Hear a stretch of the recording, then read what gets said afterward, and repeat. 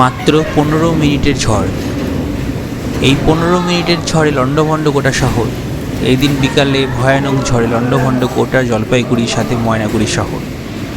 ব্যাপক ক্ষয়ক্ষতি হয়েছে, প্রচুর ঘরবাড়ি ক্ষতিগ্রস্ত হয়েছে, প্রচুর গাছ পড়ে গেছে রাস্তায়।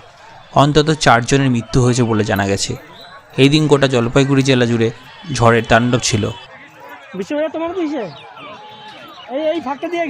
তবে সবথেকে বেশি ক্ষতিগ্রস্ত শহর জলপাইগুড়ি ও ময়নাগুড়ি শহর। হে ভগবান, লোকলা বা কোটা লুকাইছে দেখছো?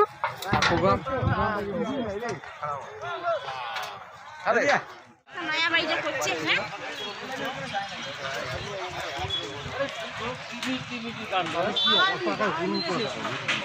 ঠিক আছে করে জল মানে এত এই পাকায় যে ঢোকার বলতে হওয়া